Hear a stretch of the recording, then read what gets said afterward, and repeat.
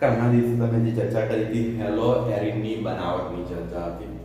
Hello એરિનની બનાવટ અને એને લગતા જે ક્વેશ્ચન હતા લખાણ સંબંધી પ્રશ્નો, એ પ્રશ્નો આપણે કમ્પ્લીટ કર્યા હતા. આજના દિવસની ચર્ચા કરવામાં આવે તો તમારી પાસે આજના દિવસ માટે છે હેલો આલ્કેનની રાસાયણિક પ્રક્રિયાઓ જોવાની છે તમારે. હેલો આલ્કેન જે છે એ હેલો આલ્કેનની રાસાયણિક પ્રક્રિયાઓનો અભ્યાસ કરવાનો છે અથવા એના રાસાયણિક ગુણધર્મો, શુદ્ધ ભાષામાં કહે રાસાયણિક ગુણધર્મો. તમારું ફોકસ બેઝિકલી એના પર હશે. હેલો આલ્કેન જે છે એના રાસાયણિક ગુણધર્મો. ભૌતિક ગુણધર્મો પણ તમને ટેક્સ્ટ બુક ની અંદર આપવામાં આવેલા છે. ઓલમોસ્ટ હું તમને આ વખતના સિલેબસ પર જો ફોકસ કરવા કેમ ને તો તમે જોશો તો દરેક ચેપ્ટરમાંથી ભૌતિક ગુણધર્મો કાઢી નાખેલા છે. ભૌતિક ગુણધર્મો કાઢવાનું કારણ એટલું છે કે તમે સિમ્પલ એને વાંચી શકો કે ભાઈ એનું ગલન બિંદુ આટલું હોય છે, ઉત્કલન બિંદુ આટલું હોય છે, કારણ કે આપણે લેબોરેટરીની અંદર કંઈ પ્રયોગ કરવા તો જવાના નથી. એટલે માહિતી ટોટલી ડેટા લક્ષી છે. એટલે કોઈ વ્યક્તિને ઇન્ટરેસ્ટ હોય તો થોડુંક અંદર વાંચી લે. ટેક્સ્ટ બુક ની અંદર સમજાવવામાં આવેલા છે અમુક ગુણધર્મો. કદાચ ના ખબર પડે તો એની અંદર તમારે જે કોઈ પ્રોબ્લેમ હોય એ પૂછી લેવાના. પણ રાસાયણિક ગુણધર્મો એટલે કે એની રાસાયણિક જે પ્રક્રિયા છે એ ગુણધર્મોનો આપણે અભ્યાસ કરવાનો ટ્રાય કરીએ. તો બેઝિકલી કોઈ પણ હેલો આલ્કેન હોય છે એની જે રાસાયણિક પ્રક્રિયાઓ છે એને ત્રણ ભાગમાં વર્ગીકૃત કરી શકાય છે. આપણે એને ત્રણ પ્રકારની અંદર વર્ગીકૃત કરવા છે. એક કેન્દ્ર અનુરાગી વિસ્થાપન છે તમારી પાસે અહીંયાથી કેન્દ્ર અનુરાગી વિસ્થાપન ની પ્રક્રિયા. બીજી તમારી પાસે છે મારા ખ્યાલથી રાસાયણિક પ્રક્રિયા છે. બીજી તમને આપવામાં આવેલી છે વિલોપનની પ્રક્રિયા અને ત્રીજી ધાતુઓ પરની પ્રક્રિયા. વિલોપનની પ્રક્રિયાઓ ને ત્રીજી તમારી પાસે અહીંયા આપવામાં આવી છે ધાતુઓ પરની પ્રક્રિયાઓ. ધાતુઓ પરની પ્રક્રિયાઓ આ રીતના આપણી પાસે ત્રણ. એની બેઝિકલી એની જે કેમિકલ રિએક્શન છે એટલે કે એની જે કેમિકલ કેરેક્ટર એટલે કે રાસાયણિક ગુણધર્મો છે એને આ ત્રણ પ્રકારની અંદર વર્ગીકરણ કરી શકો. આગળ એનું ક્લાસિફિકેશન થશે હું ના નથી કહેતો, પણ મુખ્યત્વે તમારે આ ત્રણ પ્રકારના ક્લાસિફિકેશનને ધ્યાનમાં રાખવાનું છે. તમે એવું ફોકસ નહીં કરવાનું કે ભાઈ આટલું લાંબુ છે, લેન્ધી છે, આટલી બધી રાસાયણિક પ્રક્રિયાઓ થશે. તમે જસ્ટ તમારા માઇન્ડની અંદર ફિટ કરી દો કે કેમિકલ રિએક્શન માત્ર ત્રણ ટાઈપની હશે. હેલો આલ્કેનની ત્રણ જ પ્રકારની હશે. અંદર જે ક્લાસિફિકેશન હશે પછી અંદર તમે જુઓ 5-6 રીતો હોય તો એ અલગ વસ્તુ છે, પણ બેઝિકલી આપણે ત્રણ પ્રકારમાં એ કરવાના છે. હું ત્રણેની રીતની હમણાં તમને કોઈ ડિટેલ આપવાનો નથી. વિલોપનની પ્રક્રિયા એટલે અહીંયા કોઈ વસ્તુનો વિલોપ થતો હશે એટલું હું તમને હાઇલાઇટ કરી દઉં. ધાતુ પ્રક્રિયા એટલે ધાતુઓ સાથેની કોઈ એક પ્રક્રિયા કરતા હોઈશું. અંદર શું હશે એ ટોપિકની ચર્ચા કરીશું. આજનો આપણો ટોપિક છે કેન્દ્ર અનુરાગી વિસ્થાપન. આ એક ટોપિક પર એટલે આની આસપાસ ફોકસ કરવાના છે. હવે આ જ્યારે તમે આના પર ફોકસ કરો ત્યારે એક વસ્તુ ખાસ ધ્યાન રાખવાની છે. આનો અભ્યાસ તમે ધોરણ 11 ની અંદર કરી ચૂક્યા છો. આ જો એની પ્રક્રિયાની વાત કરવામાં આવે તો આ ટોપિક આખો તમે ધોરણ 11 ની અંદર અભ્યાસ કરી ચૂક્યા છે. સેમ ટુ સેમ ટોપિક એમ કે રિવાઇઝ થાય છે. એટલે એ બેઝ પર આપવામાં આવે છે. જો કે તમે અભ્યાસ કર્યો છે કે નહીં એ તમે જાણો, કારણ કે 11 સાયન્સ તો આપણે અડધું રામ ભરોસે ચલાવીએ. હકીકત છે. હવે કેન્દ્ર અનુરાગી વિસ્થાપનની પ્રક્રિયાની અંદર શું હશે તો એ પ્રક્રિયાની અંદર તમને યાદ હોય ને તો કદાચ SN પ્રકારના ગુણધર્મો, એમાં SN1 અને SN2 આ પ્રકારનું હતું. બે પ્રકારની અંદર તમે એને ક્લાસિફિકેશન કરતા અને બહુ ડિટેલમાં ત્યાં ચર્ચા કરેલી હતી. અને S એટલે સબસ્ટિટ્યુશન ને N એટલે ન્યુક્લિયોફાઇલ. અને જો વાત કરવામાં આવે પ્રથમ અને બીજું એ પાછળથી આપણે એની ચર્ચા કરીશું 1 અને 2 શું છે, કારણ કે આખી ટોપિકની ચર્ચા કરવાનું. આજના દિવસે બેઝિકલી હું તમને શું સમજાવવાનો પ્રયત્ન કરીશ, પહેલેથી તમને કહી દઉં છું. આ જે પ્રક્રિયા છે એનો એકદમ બેઝિક કોન્સેપ્ટ સમજાવીશ કે આ પ્રક્રિયા થાય છે કઈ રીતે, વાસ્તવમાં આની અંદર પાછળ રિએક્શન કયું કામ, એનું મિકેનિઝમ કયું છે કે એની પાછળ જે કામ કરે છે એને ખાલી એકદમ બેઝિક ઉપરથી જોવાનો પ્રયત્ન કરીશું. એની કોઈ ડિટેલ આપણે વધારે માહિતી મેળવીશું. ત્યાર પછી SN2 અને SN1 પ્રકારની જે પ્રક્રિયાઓ છે એની અંદર અલગ અલગ એક્ઝામ્પલ થી આપણે સમજવી પડશે પ્રક્રિયાને. તો એ પ્રક્રિયાઓને સમજવા માટે આપણને જે એક્ઝામ્પલની જરૂર પડશે એને આજે આપણે ઉપરથી જોઈ લઈશું. જસ્ટ ખાલી એને જે ટોપિક લેન્ધી છે, પ્રમાણમાં થોડો ઓડ પણ છે, તો શું થશે પહેલી નજરમાં તમે જો એ ટોપિક પર ઉપરથી નજર મારી હશે તો તમને આ વસ્તુની થોડીક માહિતી હશે. અને જ્યારે આપણે આ ટોપિકની અંદર ઉતરી જઈશું પર્ટિક્યુલર એક ટોપિકને પકડી લઈશું, એક ટોપિક માટે 1 કલાક આપણને જોઈશે. તો ત્યારે શું થશે એ જ પ્રક્રિયાને આપણે ડિટેલમાં અભ્યાસ કરીશું એટલે તમને એ રાસાયણિક પ્રક્રિયાઓ યાદ રાખવામાં સરળ થઈ જશે આજનો હેતુ એટલો જ હશે માત્ર તમે આ વસ્તુને સમજો એને લગતી જે રાસાયણિક પ્રક્રિયાઓ છે એની કોઈ હમણાં તમારે રિએક્શનની ચિંતા નહીં કરવાની એને ખાલી જસ્ટ ઉપરથી જોઈ લેવાની છે સમજાવી દે એને ખાલી એમ જ ઉપરથી જોઈ લેવાની છે ને ત્યાર પછી એની જે ડિટેલ ચર્ચા છે એ કાલના દિવસે કે પરમ દિવસે તો આવી જવાની છે આનાથી ખાલી ફાયદો એટલો થશે એ પ્રક્રિયાઓથી તમે થોડું ફેમિલિયર થઈ જશો અને તમને યાદ રહેશે હવે ફર્સ્ટ આપણું ફોકસ કરીએ કેન્દ્ર અનુરાગી વિસ્થાપન આ શું છે તે પહેલા જોઈએ તો તે સમજવા માટે પહેલા તો તમે એક વસ્તુ સમજો કેન્દ્ર અનુરાગી પ્રક્રિયક સમજો એ શું છે થોડા ઘણા શબ્દો જોઈ લો કેન્દ્ર અનુરાગી પ્રક્રિયક હવે કેન્દ્ર અનુરાગી પ્રક્રિયક શું છે એ વસ્તુ પર ફોકસ કરીએ તો એ ઇલેક્ટ્રોનના ધનિક સ્પીસીસ છે ઇલેક્ટ્રોનના ધનિક સ્પીસીસ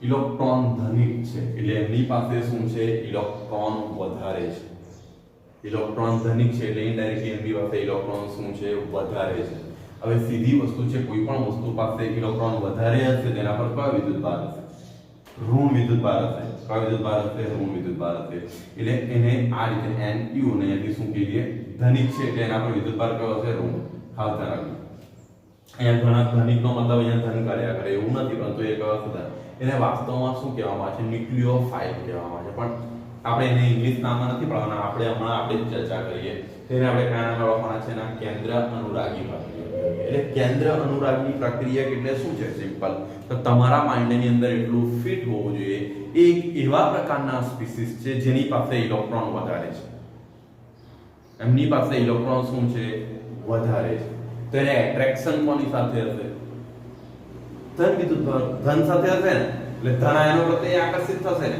એટલે એનું એટ્રેક્શન કોના તરફ હશે ધન પ્રત્યે હશે એટલે જે પોઝિટિવ હશે એના તરફ હશે આ એકદમ સિમ્પલ તમારા માઇન્ડની અંદર કોન્સેપ્ટ ક્લિયર કરો બીજી કોઈ વસ્તુ વિચારવાની જરૂર નથી કેન્દ્ર અનુરાગી પ્રક્રિયા એટલે એવા પ્રક્રિયકો કે જેની પાસે ઇલેક્ટ્રોન વધારે એટલે કયો ચાર્જ છે એની પાસે ઋણ વિદ્યુતભાર છે અને એને ઋણ હશે તો કોની તરફ આકર્ષણ હશે ધન આયનો તરફ આ એક વસ્તુ ક્લિયર હોવી જોઈએ બીજું અહીંયા આપણે જે પ્રક્રિયાનો અભ્યાસ કરવાના છે હાઇડ્રોકાર્બન એટલે આલ્કેન રિલેટેડ છે આલ્કેન હેલો આલ્કેન રિલેટેડ હશે એટલે એક વસ્તુ છે મેઇન શું હશે કાર્બન બીજું શું હશે આલ્કેન સમૂહ જોડાયેલો હશે હાઇડ્રોજન તો બાય ડિફોલ્ટ હશે પણ આપણે એની ફોકસ નહીં કરીએ હેલો આલ્કેન ની અંદર મેઇન પાર્ટ કયો છે કાર્બન અને હેલોજન હવે તમે જુઓ કાર્બન અને હેલોજનને સમજવાની ટ્રાય કરો તો કાર્બન કઈ સંયોજકતા ધરાવે ચતુર્થ સંયોજકતા ધરાવે કાર્બનની કેટલી સંયોજકતા છે 4 સંયોજકતાઓ પૂર્ણ થવી જોઈએ એટલે એની 4 સંયોજકતા હમણાં તો આપણે જસ્ટ પૂરી કરી દઈએ છે પાછળથી એની પાછળનું જે કંઈ કારણ છે તેને આપણે જોઈએ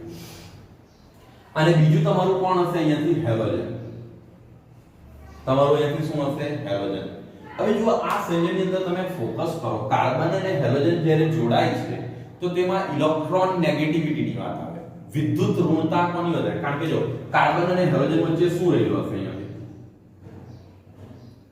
કાર્બન અને હેલોજન વચ્ચે કયો બંધ રહેલો છે સહસંયોજક બંધ રહેલો હશે ને પણ સહસંયોજક બંધની અંદર જો હેલોજનની જે વિદ્યુત ઋણતા છે એ વિદ્યુત ઋણતા શું હોય છે હેલોજનની વિદ્યુત ઋણતાની વાત કરવામાં આવે તો એ કાર્બનની વિદ્યુત ઋણતા કરતા કેવી હશે વધારે હશે ઉપમા હેલોજનની ઇલેક્ટ્રોન મેળવવાની 17મા સમૂહની જે ઇલેક્ટ્રોન મેળવવાની વૃત્તિ છે બીજા બધા સમૂહો કરતા સૌથી વધારે છે એટલે આ ઇલેક્ટ્રોન ભલે સહસંયોજક બંધમાં રહેલા છે તો એ ક્યાં રહેવા જોઈએ કાર્બન અને હેલોજનના બંધની વચ્ચે રહેવા જોઈએ કારણ કે બંને જણાએ ભાગીદારી કરી છે ભાગીદારી એટલે ઇલેક્ટ્રોન વચ્ચે રહેવા જોઈએ પણ આપણને ખબર છે હેલોજનની વિદ્યુત ઋણતા વધારે છે એટલે ઇલેક્ટ્રોનને કોની તરફ ખેંચી રાખશે પોતાની તરફ શું કરશે ખેંચી રાખશે એટલે ઇલેક્ટ્રોન આ તરફ ખેંચાયેલા રહેશે ઇલેક્ટ્રોન હેલોજન તરફ શું થશે ખેંચાયેલા રહેશે તમને એ પણ યાદ હોય કે ફ્લોરીનની વિદ્યુત ઋણતા સૌથી વધારે છે કેટલી છે 4 છે મેં તમને કીધું હતું એટલે હેલોજન આ તરફ ખેંચાયેલા ઇલેક્ટ્રોન હેલોજન તરફ ખેંચાયેલા રહેશે તો સ્વાભાવિક વસ્તુ છે હેલોજન પાસે આંશિક કયો વિદ્યુતભાર ઉત્પન્ન થશે ઋણ વિદ્યુતભાર ઉત્પન્ન થશે જ્યારે આ તરફ કયો વિદ્યુતભાર ઉત્પન્ન થશે? ધન વિદ્યુતભાર ઉત્પન્ન થશે. હવે એની પ્રક્રિયા આપણે કોની સાથે કરવાના છે? કેન્દ્ર અનુરાગી પ્રક્રિયક સાથે કરીશું. કોની સાથે કરવાના છે? કેન્દ્ર અનુરાગી પ્રક્રિયક સાથે કરીશું. હવે તમે જ્યારે કેન્દ્ર અનુરાગી પ્રક્રિયક સાથે કરશો તો કેન્દ્ર અનુરાગી પ્રક્રિયકને કોની સાથે એટ્રેક્શન છે? એની ધન સાથે. તો એ આની સાથે જોડાવાનો પ્રયત્ન કરશે અને હેલોજન સમૂહ જે છે લિવિંગ ગ્રુપ છે એટલે એ શું કરશે? સરળતાથી પોતાની જગ્યા છોડી દેશે. એટલે એ શું કરશે? પોતાના ઇલેક્ટ્રોન લઈ લેશે અને શું કરશે? લઈને ચાલતો એ પોતાના ઇલેક્ટ્રોન લઈને પછી જગ્યા છોડીને જતો રહેશે. એટલે પરિસ્થિતિ શું આવશે? તો જો આ ન્યુક્લિયોફાઇલ આની સાથે જોડાઈ જશે એટલે કાર્બન અને તમારું ન્યુક્લિયોફાઇલ જે હતું એટલે કે કેન્દ્ર અનુરાગી પ્રક્રિયકને જોડાઈ જશે અને આ હેલોજન શું કરશે? અહીંયાથી પોતાનો ઇલેક્ટ્રોન લઈને ચાલતો રહેશે. એને જે કઈ અંદર રોકેલું હતું, જે કઈ ઇલેક્ટ્રોનની ભાગીદારી કરી તે લઈને શું કરશે? ચાલતો રહેશે. હવે જો ઇનડાયરેક્ટલી તમે અહીંયાથી સમજવાની ટ્રાય કરો. થોડુંક હું તમને ટેક્સ્ટબુક ની લોકો એકદમ જે પહેલી 3-4 લાઈન લખી છે ને એકદમ કોમ્પ્લિકેટ બનાવીને લખી છે. હવે અહીંયાથી એક સમજવાની ટ્રાય કરો. કેન્દ્ર અનુરાગી પ્રક્રિયક એટલે ફર્સ્ટ થિંગ મેં તમને કીધું ઇલેક્ટ્રોન ધનિક સ્પીસીસ છે.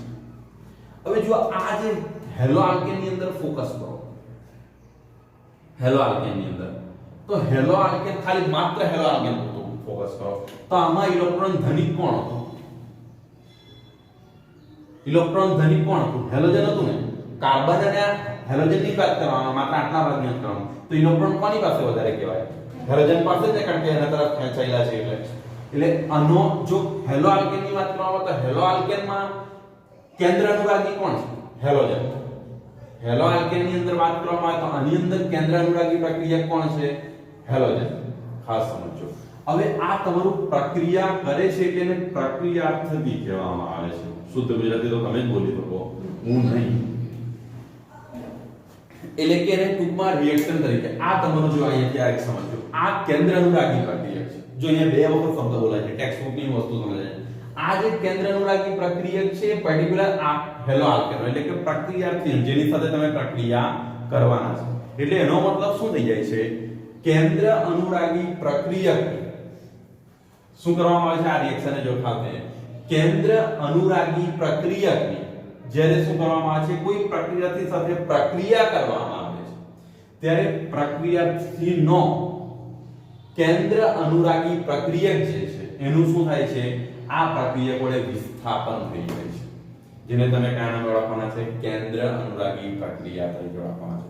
સિમ્પલ વસ્તુ એ તો બધું એ લોકોએ જે સમજાવ્યું તે ટૂંકમાં આની અંદર આનો કેન્દ્ર અનુરાગી પ્રક્રિયા કને બોલે છે. એક જ વ્યાખ્યાની અંદર છે ને બે વખત કેન્દ્ર અનુરાગી આવે એટલે તમે ગુચવાવાની જોઈએ. જો કેન્દ્ર અનુરાગી પ્રક્રિયા જ્યારે કોઈ પ્રક્રિયા સાથે કરવામાં આવે છે ત્યારે એનો કેન્દ્ર અનુરાગી પ્રક્રિયકનું વિસ્થાપન શું થઈ જાય છે? આ કેન્દ્ર અનુરાગી પ્રક્રિયક વડે થઈ જાય છે, જે પ્રક્રિયાને તમે કેન્દ્ર અનુરાગી વિસ્થાપનની પ્રક્રિયા તરીકે ઓળખી શકો છો. આ વ્યાખ્યા તમારી ટેક્સ્ટ બુક ની અંદર છે ને શોધીને અંડરલાઈન કરી લેજો. આઈ થિંક તમને મળી જશે. હવે જો આની અંદરની વાત કરવામાં આવે, તમે જે કેન્દ્ર અનુરાગી પ્રક્રિયકને સમજવાની ટ્રાય કરીએ. કેન્દ્ર અનુરાગી પ્રક્રિયક આ રીતની થશે. આની રિએક્શનની મેં તમને આ રીતે કીધું. હવે સિમ્પલ વસ્તુ છે, તમારી વસ્તુ ફિક્સ રાખવાની છે. આ પ્રક્રિયા જ્યારે આના પર એટેક કરે છે તો હેલોજનને બહાર તરફ કરી દે છે. એટલે હેલોજન શું થાય છે? હેલોજનનો સ્વભાવ કેવો છે? એકદમ સીધો સાદો વિચારો. ભાઈ તારે રહેવું છે તો તું રહે, મને મારા ઇલેક્ટ્રોન આપી દે ઊંચાઈ. જગ્યા છોડીને લિવિંગ ગ્રુપ કહેવાય. એટલે એ શું કરશે? એ પોતાની જગ્યાને શું કરી દે છે? છોડી દે છે. આ રીતની આ પ્રક્રિયા થતી હોય છે. એટલે ઇનડાયરેક્ટલી ન્યુક્લિયો સીધી ભાષામાં કહીએ તો કેન્દ્ર અનુરાગી પ્રક્રિયકે શું કર્યું? અને આપણે ઇનડાયરેક્ટલી આક્રમણ કર્યું. કારણ કે હેલોજન કઈ એક વસ્તુ છે, ઇલેક્ટ્રોન ભલે હેલોજન તરફ ખેંચાયેલા હતા પણ હેલોજને બંધ નહીં તોડેલો હતો, સહસંયોજક બંધ જાળવી રાખ્યો હતો.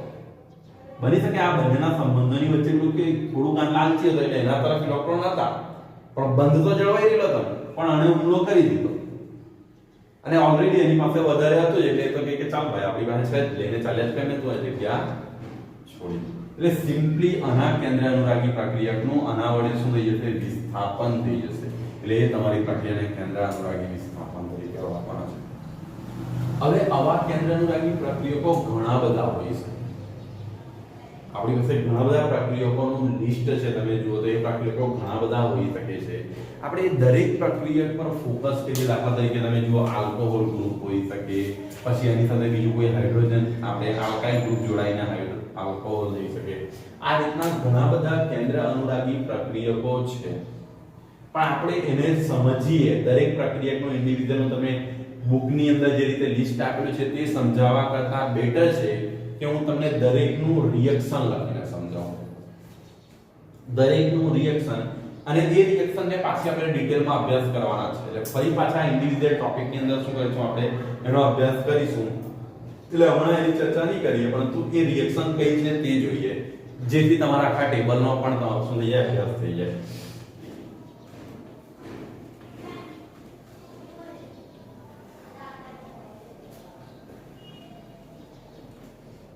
આ મેથડની અંદર જુઓ શું હતું તમારી પાસે. અહીંયાથી કોઈ એક હેલો આલ્કેન લેતા હતા, એની હેલોજન સાથેની પ્રક્રિયા, આના પર ઋણ વિદ્યુતભાર, આના પર ધન વિદ્યુતભાર, અને એની સાથે આપણે કોની પ્રક્રિયા કરતા હતા, ન્યુક્લિયોફાઇલ અથવા કેન્દ્ર અનુરાગી પ્રક્રિયાની પ્રક્રિયા કરતા હતા. તો સિમ્પલ વસ્તુ હતું, આ એનો સ્પેસ લઈ લેતું હતું, ઇલેક્ટ્રોન આ તરફ ખેંચેલા હતા, તો તમને કંઈક આઉટપુટ આ રીતે મળતું હતું. એટલે સિમ્પલ વસ્તુ કરવા માટે ત્યાંથી ન્યુક્લિયોફાઇલ આવી જતું હતું, અને ચાર સંયોજકતા બતાવી દી આ તરફ, તો અહીંયા પણ એની ચતુર્થ સંયોજકતા આ તરફ. અને બીજું શું છૂટું પડી જતું હતું, હેલોજન છૂટું પડી જતું હતું. આ તમારી મેં કેન્દ્ર અનુરાગી પ્રક્રિયા, જે કોઈ પણ પ્રક્રિયા થતી હશે આ કોન્સેપ્ટનું વય થતું હશે, આ જ કોન્સેપ્ટની આસપાસ થતી હશે, બીજી કોઈ નવી વસ્તુ નહીં જોવા મળે. હા, કે થોડું ઘણી કન્ડિશન કે આ તે બદલાતી હશે, પણ જનરલી આ જ કોન્સેપ્ટો ફરતી હોય છે. હવે કેન્દ્ર અનુરાગી પ્રક્રિયકો કયા કયા હોઈ શકે, તો એક આલ્કોહોલ વાળા હોઈ શકે છે. મેં તમને કીધું. હવે આલ્કોહોલ ગ્રુપને તમે જુઓ, અહીંથી જોવાની ટ્રાય કરો. આલ્કોહોલ ગ્રુપને હું થોડુંક તમને સમજાવી દઉં. તો આલ્કોહોલ ગ્રુપમાં અહીંયાથી OH છે. આ રીતના છે. જો એ થોડું સમજાય, ગ્રુપ પણ હું ઇન્ડિવિડ્યુઅલ સમજાવતો જાઉં છું. ઓક્સિજન પાસે ટોટલ કેટલા ઇલેક્ટ્રોન હોય છે? 8. 8 માંથી 2 તો એની અંદરની કક્ષામાં જતા રહ્યા 1s માં, એટલે કેટલા વધ્યા? 6. 6 માંથી એક અને એની સાથે કોવેલેન્ટ બોન્ડ બનાવ્યો, એટલે કેટલા વધ્યા? 5. એટલે અહીંયાથી એની પાસે કેટલા ઇલેક્ટ્રોન હશે? અહીંયાથી આવા 5. કેટલા ઇલેક્ટ્રોન હશે? 5. હવે ઓક્સિજન આ ઇલેક્ટ્રોનને ડબલ પેર બોન્ડ બનાવવા માટે એક ઇલેક્ટ્રોન શું કરશે? મેળવી લેશે. મેળવી લઈને એના પર કયો વિદ્યુતભાર આવી જાય? એટલે એક કેન્દ્ર અનુરાગી પ્રક્રિયક તમારું આવું થશે, O-. જો અહીંયા ખાસ ધ્યાન રાખજો, નેગેટિવ ચાર્જ કોની પાસે હશે? ઓક્સિજન પાસે. બરાબર. હવે જો સપોઝ હું કોઈ એક પ્રક્રિયા લેમ છું કે કોઈ એક આપેલો આલ્કેન લઈ લઈએ, આ રીતે ધ્યાન રાખજો, RH એટલે મિથેન, ઇથેન, કોઈ પણ ગ્રુપ હોઈ શકે. એની પ્રક્રિયા હું OH ધરાવતા હોય એવા સમૂહ સાથે કરું છું. દાખલા તરીકે સોડિયમ હાઇડ્રોક્સાઇડ લઈએ. હવે હું પ્રક્રિયા કરીશ, તો ફર્સ્ટ તો તમારે શું કરવું પડશે ખબર? આમાંથી કેન્દ્ર અનુરાગી પ્રક્રિયા ઓળખવો પડે. કેન્દ્ર અનુરાગી પ્રક્રિયા કયો હશે? તો જુઓ, જે ઋણ હશે તે હશે. અહીંયાથી જો, અને તમે બે ભાગમાં કઈ રીતે કરી શકો? તો એક તો જ્યારે એનું આયનીકરણ થશે સોડિયમ અને આ રીતે હાઇડ્રોક્સિલ ગ્રુપ, સોડિયમના ધન આયન અને આલ્કોહોલ ગ્રુપ, બરાબર ને? આ છૂટું પડશે. આ તમારું શું થઈ ગયું? કેન્દ્ર અનુરાગી પ્રક્રિયા થઈ ગયું. કેન્દ્ર અનુરાગી પ્રક્રિયા કોની સાથે રિએક્શન કરશે? અહીંયા આવીને ગ્રુપ આવી જશે, અને હેલોજનને શું કરશે? બહાર તરફ કરી દેશે. એટલે તમારી રિએક્શન આવી થઈ જશે ROH. શું થશે? ROH. અને હેલોજન શું થશે? અહીંયા સોડિયમ પાસે કયો આયન હતા? ધન. અને આ તરફ હેલોજન કયો? નેગેટિવ ચિહ્ન આવ્યું, એટલે અહીંયા શું થશે? NaX બનીને છૂટું પડી જશે. હવે X તમારું ક્લોરીન, બ્રોમિન કે કોઈ પણ વસ્તુ હોઈ શકે. આ એક પ્રક્રિયા થશે. આની અંદર તમને શું મળે છે? બેઝિકલી આલ્કોહોલ મળે છે. તમે જો આને ફોકસ કરો તો તમને શું મળશે? આલ્કોહોલની બનાવટ મળશે. ખબર પડી આ એક વસ્તુ. બીજું હું તમને આલ્કોહોલ ગ્રુપની અંદર બીજી એક રિએક્શન સમજાવવાની ટ્રાય કરું છું. દાખલા તરીકે હું RH હેલો આલ્કેન લઉં. જો આ રિએક્શનને સમજજો, હજી તો તમે એટલી વસ્તુ તમારા માઇન્ડની અંદર ક્લિયર કરો કે હજી તો આપણે કેન્દ્ર અનુરાગી પ્રક્રિયાનું માત્ર બેઝિક કોન્સેપ્ટ જોયો છે, ને જો એની પ્રક્રિયા આપણને 10-20% પણ ખબર પડવા લાગી છે તો અંદરનો ટોપિક કેટલો ઈઝી બની જશે. કારણ કે એનો અભ્યાસ કર્યા વગર તમને એની રિએક્શન જો 10-15% પણ ખબર પડે છે તો અંદરની વસ્તુ સમજવામાં આપણને એટલું ઈઝી રહેશે. હવે હું આની પાણી સાથે પ્રક્રિયા કરાવું છું, એટલે શું હશે? H2O. આની પ્રક્રિયા કોની સાથે કરાવું છું? H2O. આનું જો તમે આયનીકરણ કરો, શુદ્ધ ભાષામાં કહેવામાં આવે H2O, તો આનું આયનીકરણ કંઈક આ રીતે કરી શકશો. તમે જો H+ આયન અને અહીંથી શું આવી જશે? OH-. આ રીતના થશે ને પ્રક્રિયા. હવે જો અહીંયાથી તમે જુઓ તો OH ગ્રુપ જે છે એ આ બંનેની શું થશે? ઇન્ટરમીડિયેટ અદલાબદલી થઈ જશે. કારણ કે આના પર નેગેટિવ ચાર્જ હતો ઇલેક્ટ્રોન કોણ ડોનેટ કરશે ઓક્સિજન એટલે સિમ્પલી અહીંયાથી શું મળી જશે તમને ROH અને અહીંયાથી શું મળી જશે આ હાઇડ્રોજન છે અને એની સાથે જોડાઈ જશે એટલે HX અહીંયા પણ તમારું શેનું ઉત્પાદન થયું આલ્કોહોલ ખબર પડે આ બધી રિએક્શન ની અંદર ખબર પડી કે તમને કઈ રીતની પ્રક્રિયા કરવામાં આવે છે તે રીતે બીજું જો ફર્સ્ટ તમારું ક્રિયાશીલ ગ્રુપ પણ આવી ગયું એટલે કે આ ઇલેક્ટ્રોન કેન્દ્ર અનુરાગી પ્રક્રિયા કયું આવી ગયું OH પણ માઈનસ સાઇન કોના પર છે O પર છે ખાસ ધ્યાન રાખજો બીજું આપણે અનુરાગી જે પ્રક્રિયા છે એના પર ફોકસ કરવામાં આવે તો એ પ્રક્રિયા આપણે લઈ લઈએ બીજું લઈ લઈએ શું અહીંયાથી OCH3 OR આ રીતે લઈ લો OR એટલે અહીંયા CH3 CH કોઈ પણ હોઈ શકે મિથેન ઇથેન કે કોઈ પણ ગ્રુપ તમારી સાથે હોઈ શકે હવે દાખલા તરીકે એની રિએક્શન જોવાની ટ્રાય કરીએ તો કઈ રીતની હશે એ રિએક્શન ની અંદર વાત કરવામાં અહીંયા પણ નેગેટિવ ચાર્જ કોના પર હશે O પર જ હશે તો જો કોઈ એક રિએક્શન લેવામાં RX હવે અહીંયા કોઈ એક પ્રક્રિયા લઈ લઈએ છે દાખલા તરીકે હું સોડિયમ લઈ લઉં અહીંયા NaOCH3 લઈ લઉં છું બરાબર આ રીતે તમે લઈ લીધું છે હવે અહીં પ્રક્રિયા કરવામાં તો જો આનું આયનીકરણ આ બે ભાગમાં છે સોડિયમ કયો આયન બનાવશે અહીંથી ધન અને OCH3 કયો હશે તમારી પાસે ઋણ બરાબર CH3 તમારો એક છે હવે સિમ્પલી આની શું થશે એક્શન થશે આ વસ્તુ તો તમને કઈ રિએક્શન મળશે અહીંયાથી ROCH3 અને અહીંયાથી તમને શું મળી જશે બાકીનો ભાગ શું છૂટો પડ્યો સોડિયમ હવે આ વસ્તુ તમે જુઓ અહીંયાથી શું થશે તમને સોડિયમ હેલાઇડ ના જે સંયોજનો છે તમને શું મળશે સોડિયમ હેલાઇડ મળશે હવે આ વસ્તુ તમે જુઓ તમને યાદ હોય તો કીટોન ને બધા સમૂહ આવતા હતા તમારી પાસે આ ઇનડાયરેક્ટલી તમારું કયો સમૂહ છે ઈથર નું સમૂહ છે OCH3 તમારું શું બતાવતું ઈથર એટલે ઈથર ની પણ બનાવટ થતી હશે આ રીતે એટલે જો તમારું પહેલું કેન્દ્ર અનુરાગી જે પ્રક્રિયા છે OH- અહીંયાથી આ બીજું પ્રક્રિયા તમારું OR એટલે એની અંદર શું થાય છે તમારી ઈથર ની બનાવટ જોવા મળે છે તે રીતે બીજી એક રિએક્શન લઈ લઈએ આયોડિન બીજું કેન્દ્ર અનુરાગી પ્રક્રિયા કોણ લેવું છું આયોડિન આયોડિન ની અંદર આ રીતે એની જો પ્રક્રિયા હશે સિમ્પલી તો જો RX અહીંથી શું કહીએ આપણે ડાયરેક્ટ હાઇડ્રોજન લઈએ હવે એનું આયનીકરણ થશે તો કયો ભાગ છૂટો પડે H+ અને અહીંથી શું આવી જશે I- કોનું એક્સચેન્જ થશે આ બંનેનું એક્સચેન્જ થશે એટલે તમને શું મળે RI અને અહીંથી શું મળશે HX છૂટો પડી જશે એટલે અહીંથી શું મળશે તમને આયોડો હેલાઇડ મળી જશે શું મળશે તમને આયોડો હેલાઇડ મળશે એટલે આ ક્રિયાશીલ ગ્રુપ હતા તમે ધીરે ધીરે શું કરતા જશો ફોકસ કરો હવે અગત્યના ગ્રુપ આવે છે આ તો એકદમ બેઝિક બાકી જે તમે જોઈ લીધા આની અંદર કોઈ એ નહીં કરવાની હતી હવે બે ગ્રુપ છે આપણી પાસે એના પર ફોકસ કરીએ આ રિએક્શન ઘરે લખીને પ્રેક્ટિસ કરજો જાતે ખાલી બનાવવાની ટ્રાય કરજો બાકી આજના લેક્ચર ની અંદર તમે જુઓ તો કોઈ એવી નવી વસ્તુ નથી કે જે તમને તકલીફ આપશે અને પછીના ગ્રુપની પસંદગી કરવામાં આવે તો એ પસંદગી આપણે કરી લઈએ અહીંથી સાયનાઇડ ગ્રુપ આમ ધ્યાન ચોથા નંબર કે જે કહે છે સાયનાઇડ ચલો આગળ ધ્યાન સાયનાઇડ એટલે કે CN આ ગ્રુપ છે હવે આની અંદર તમે બેઝિકલી ફોકસ કરો તો નાઇટ્રોજન કેટલો બોન્ડ બનાવે 1 2 3 આ રીતનું હશે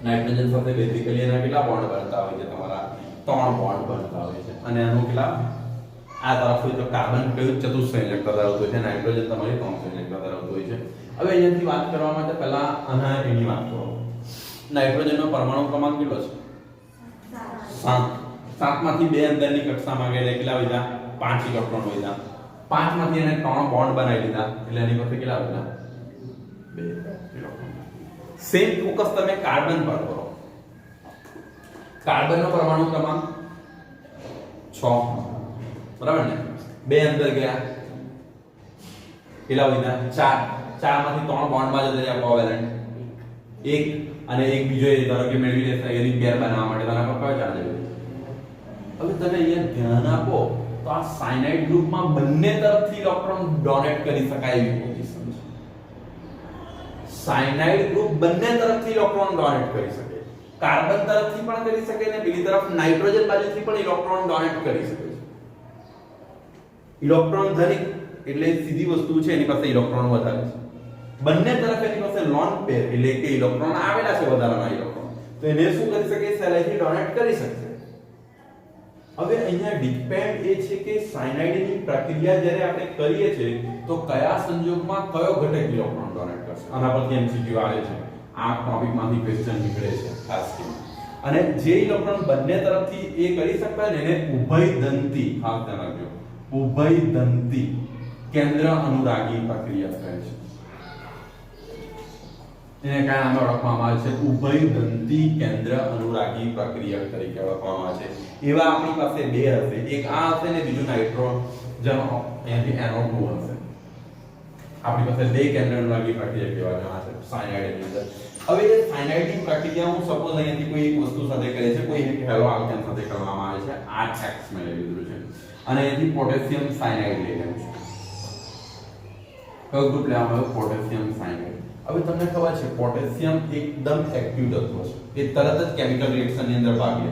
એનું આયનીકરણ પણ ફટાક દઈને થઈ જશે. એટલે અહીંથી આના પર કયો વિદ્યુત ભાર આવી જશે? ધન. આના પર કયો આવી જશે? Cn પર. અને જનરલી આ કાર્બન પર ધરાવતો છે ઋણ વિદ્યુત ભાર. જો આનું આયનિક ગુણધર્મ વધારે હશે, કારણ કે અહીંયાથી સિમ્પલી વાત કરવામાં આવે પોટેશિયમ અને સાયનાઇડ એક તો પોટેશિયમનું કદ પણ ઓછું હશે એટલે એના આયનિક ગુણધર્મો સરળતાથી આ બંને તૂટી જશે. K અને Cn વચ્ચેનો Cn માઈનસ ના જોડાઈ જશે. હવે Cn આની સાથે જોડાઈ જશે. અહીંયા ઇલેક્ટ્રોન કોણ ડોનેટ કરશે? કાર્બન ડોનેટ કરશે. ઇલેક્ટ્રોન અહીંયાથી કોણ ડોનેટ કરી દેશે? કાર્બન ડોનેટ કરી દેશે. તો અહીંયાથી શું મળી જશે? તમારી પાસે Rcn અને અહીંયાથી આ ભાગ જે છૂટો પડ્યો KX જોડાઈ જશે અને તમે કયા નામે ઓળખી શકો છો? સાયનાઇડ તરીકે ઓળખવામાં આવે છે. આ પ્રક્રિયા તમે કયા નામે ઓળખો? અહીંયા ઇલેક્ટ્રોન કોણે ડોનેટ કર્યા છે? કાર્બન એ ઇલેક્ટ્રોન ડોનેટ કર્યા છે. પણ હવે એવી જ પ્રક્રિયા ધારો કે RX લઈ લઈએ અને સિલ્વર આની સાયનાઇડ સાથે પ્રક્રિયા કરે. હવે જો અહીંયાથી સિલ્વર તમને ખબર છે એક વધારે પડતું પ્રક્રિયામાં ભાગ લેતું નથી, ઇનએક્ટિવ કમ્પાઉન્ડ છે એટલે જનરલી એ ભાગ નહીં લે. હવે એ શું કરશે ખબર? એ બોન્ડને આ સિલ્વર અને કાર્બન વચ્ચે જનરલી કયો બંધ બની ગયો છે? સહસંયોજક બંધ બની ગયો છે. હવે શું કરશે કે સિલ્વર અને કાર્બનિક વચ્ચે સહસંયોજકનો ગુણધર્મ આવી ગયો છે એટલે આ બોન્ડ સરળતાથી તૂટશે નહીં અને ઇલેક્ટ્રોનની જરૂર હશે તો અહીંયા શું કરશે? નાઇટ્રોજન પાસે પણ ઓલરેડી ઇલેક્ટ્રોન તો હાજર જ હતા એટલે આ સંજોગોમાં નાઇટ્રોજન શું કરશે? પોતાના ઇલેક્ટ્રોન ડોનેટ કરી દેશે. કાર્બન ભલે પોતાના ઇલેક્ટ્રોન, કાર્બનને સિલ્વર જે એટલે કે થોડુંક એટલું રિએક્ટિવ કમ્પોનન્ટ નહીં હતું, આયનિક ગુણધર્મ સરળતાથી કેમ? કારણ કે એ છે કોવેલેન્ટ બોન્ડ હતો, સહસંયોજક બંધ હતો.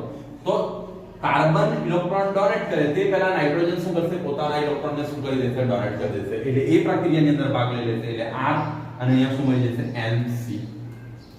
પણ નાઇટ્રોજનને ડોનેટ કરે એટલે એને પહેલા NC લખી દીધો ને આ પર તમારો કયો ભાગ છૂટો પડી જશે? અહીંયાથી AgX. હવે જો આને છે ને આઇસો તમે તેના તરીકે ઓળખી શકો છો આઇસોસાયનાઇડ તરીકે ઓળખવામાં આવે છે. આઇસોસાયનાઇડ બંને રિએક્શન બહુ જ અગત્યની છે. અહીંયા ખાસ ધ્યાન આપો તમારું આ સાયનાઇડ ગ્રુપ જ છે એક ઉભયદંતી કેન્દ્ર અનુરાગી પ્રક્રિયા છે. જ્યારે પોટેશિયમ સાથે પ્રક્રિયા કરે છે ત્યારે ઇલેક્ટ્રોન કોણ દાન કરી રહી છે? કાર્બન દાન કરી રહી છે અને તમને કઈ પ્રોડક્ટ આપે છે? સાયનાઇડની પ્રોડક્ટ આપે છે. પણ જ્યારે એ જ સિલ્વર સાયનાઇડ સાથે પ્રક્રિયા કરાવવામાં આવે છે ત્યારે ઇલેક્ટ્રોન કોણ દાન કરે છે? નાઇટ્રોજન દાન કરે છે અને તમને શું મળે છે? આઇસોસાયનાઇડ મળે છે. બંને રિએક્શન ખાસ ધ્યાન રાખજો, MCQ ની અંદર અગત્યની થશે જ્યારે પણ તમે MCQ સોલ્વ કરતા, કારણ કે આના બેઝ પર ક્વેશ્ચન જોવા મળે છે.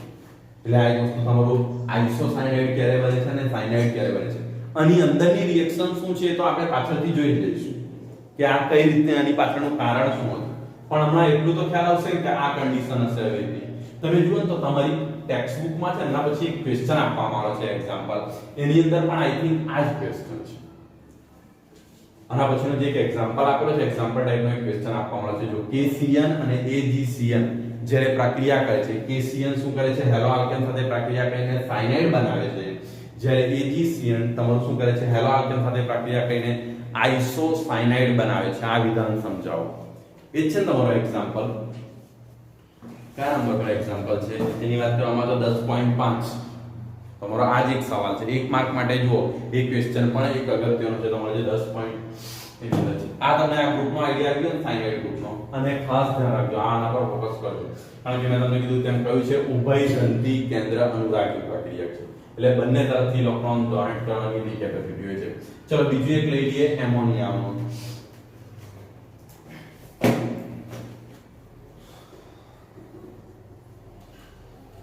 થોડું થોડું જાય છે ને બેજામાં સ્મિત બધું જ રજનીકાંત તમે જોઈએ એવું હોય તો કેટલું સારું કે ચીપ વાળી સિસ્ટમ.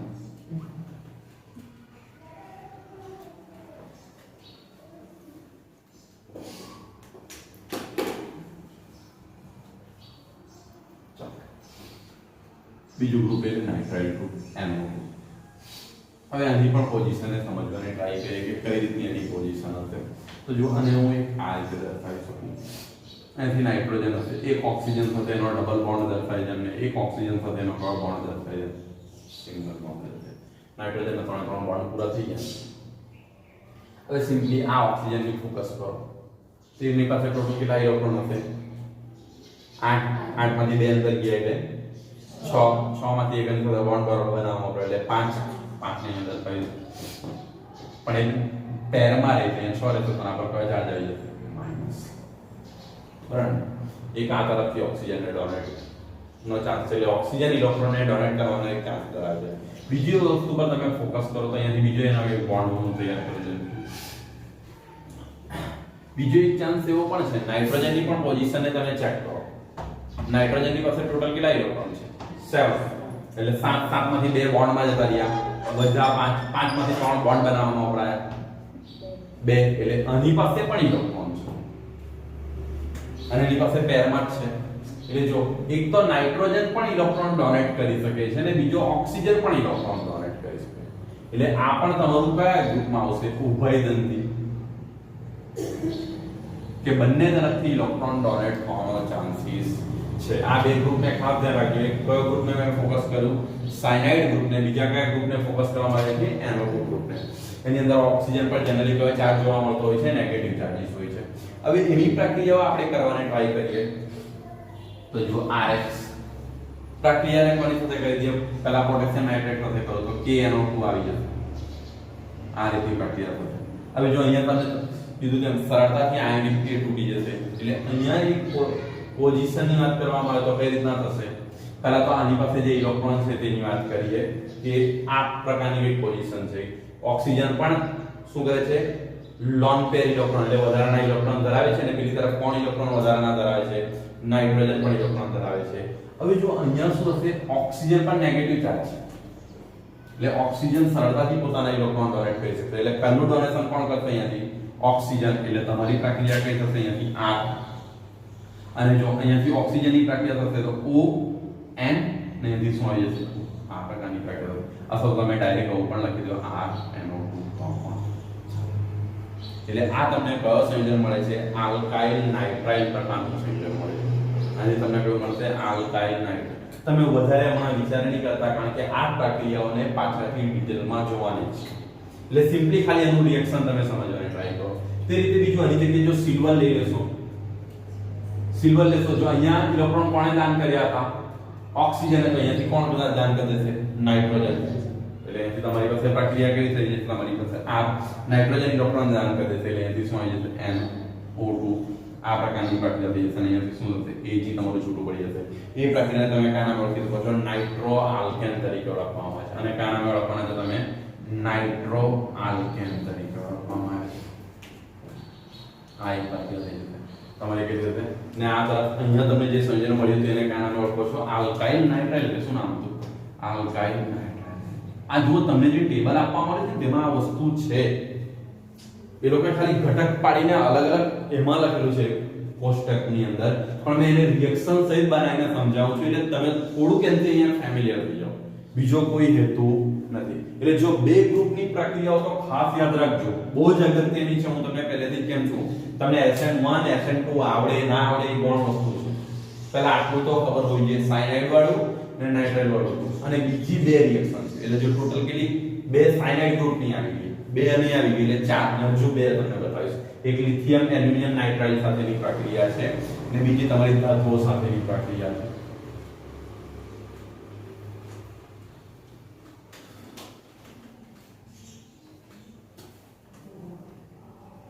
ચલો નેક્સ્ટ આપણે લઈ લઈએ અહીંથી કોઈ પણ હશે. અહીંયા RX એની પ્રક્રિયા આપણે કોની સાથે કરવાના છે? Lithium aluminium